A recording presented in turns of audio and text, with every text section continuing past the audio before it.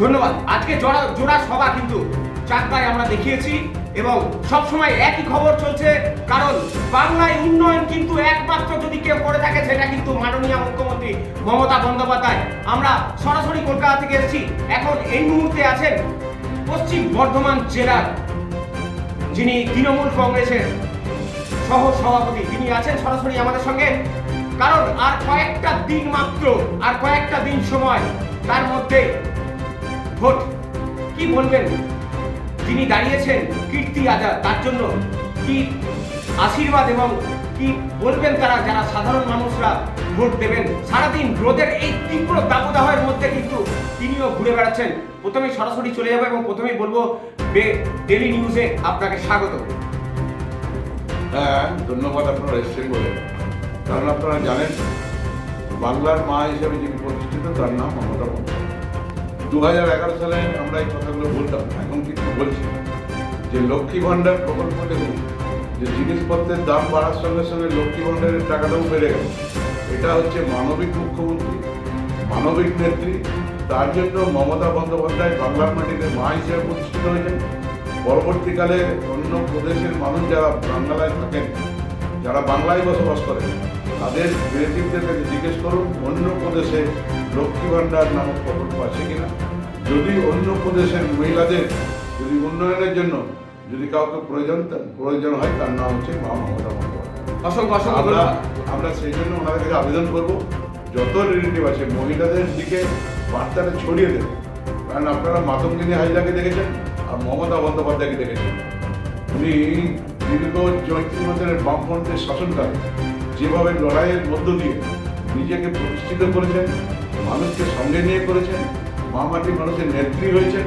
পরবর্তীকালে উন্নয়ন ধাপে ধাপে কী করে করতে হয়, ভারতবর্ষের মধ্যে নেতা নেত্রীর একজনই নাম আসবে, তার নাম হচ্ছে মমতা বন্দ্যোপাধ্যায়। অসংখ্য ধন্যবাদ আপনাকে। একটা প্রশ্নে আমি যাব, গতকাল বর্ধমানে কিন্তু আমাদের প্রধানমন্ত্রী এসেছিলেন নরেন্দ্র মোদী, সেখানে কিন্তু একাধিক প্রকল্পের উদ্বোধন করলেন এবং যারা কর্মচারী, যারা এই পরীক্ষার্থী যারা পাচ্ছেন না, তাদের জন্য একটা জেতার পর একটা বলেছেন যে জেতার পর কিন্তু এটা তিনি করে দেবেন।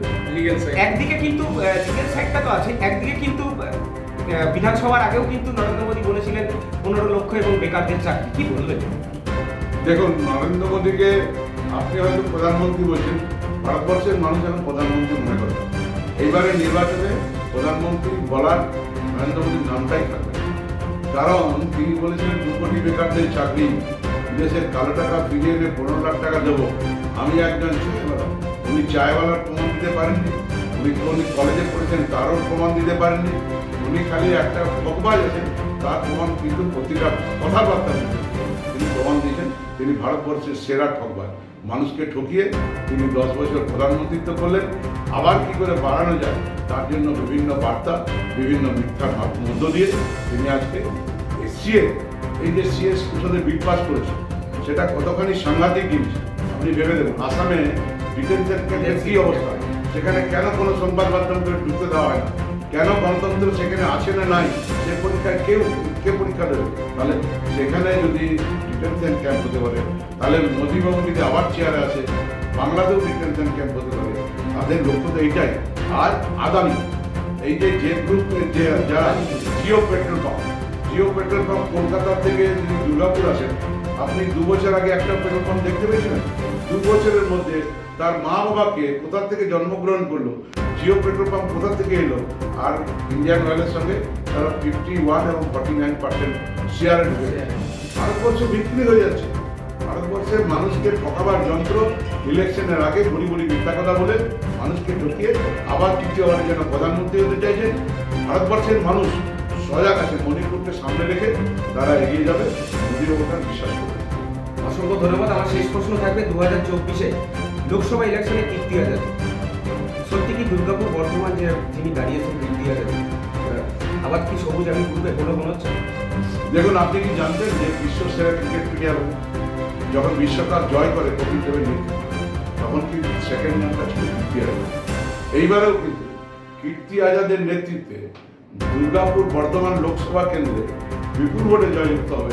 এটাও বিশ্বকাপের মতন দ্বিতীয় ফলস্বরূপ আপনারা দেখতে পাবেন যখন লোকসভার ভোটের নির্বাচনের ফলাফল। এই যে লক্ষ্মীর ভান্ডার এবং 100 দিনের কাজের টাকা যেটা রাজ্য সরকার দিয়েছে, এটিকে একটা বড় ফ্যাক্টর হয়ে দাঁড়াবে এই লোকসভা ইলেকশনে? নিশ্চিতভাবে বলছি, 2.5 বছর ধরে কেন্দ্রের সরকার ক্ষমতায় আছে মোদীবাবু। তিনি কি তার নিজস্ব সম্পত্তি পেয়েছেন? তিনি কি নিজের ভারতবর্ষের জমিদার মনে করেছেন? রাজ্যের পাওনা টাকা না দিয়ে জিএসটি চালু হলো। জিএসটি আগে তো সেল ট্যাক্স ছিল, রাজ্য সরকার নিজস্ব রোজগার ছিল, ইনকাম ট্যাক্স ছিল, কেন্দ্র সরকার ছিল। সবগুলোকে কমন একটা জায়গাকে দিয়ে জিএসটি চালু করবে, জিএসটির টাকা আটকে রাখছে। বিভিন্ন প্রকল্পের করতে গেলে অন্তত 40% পয়সা কেন্দ্র সরকার দেয়, কখনো কখনো 60% দেয়। সে টাকা শুধু আটকে রেখেছে। 100 দিনের কাজের টাকা থেকে শুরু করে, আবাস যোজনা থেকে শুরু করে, আজকে রেশনের সব দিক থেকে আজকে বাংলাকে বঞ্চিত করেছে। কেন কেন্দ্রীয় সরকারের রেলে যখন টিকিটে ট্রেনে চাপবেন, কেন প্ল্যাটফর্মের দাম বেড়ে গেল?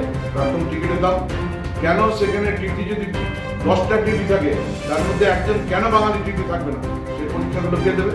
তাহলে যদি অন্য প্রদেশের মানুষ রেলে কাজ করে আর যদি 50 টাকা দিয়ে প্ল্যাটফর্ম টিকিট কাটতে হয়, এর চেয়ে মোদীবাবু কেন? মোদীবাবুর মতন পদ্মফুলের পার্টি কোনো পার্টি নেই। ধন্যবাদ, অসংখ্য ধন্যবাদ। আমরা শুনলাম কিন্তু বললেন এই লোকসভা ইলেকশনে 2024-এর লক্ষ্মীর ভান্ডার এবং 100 দিনের কাজের যে বাংলায় মানুষ জনগর্জনের ডাক দিয়েছিল 10ই মার্চ, সেটা কিন্তু দেখাবেই এই আসছে নির্বাচন।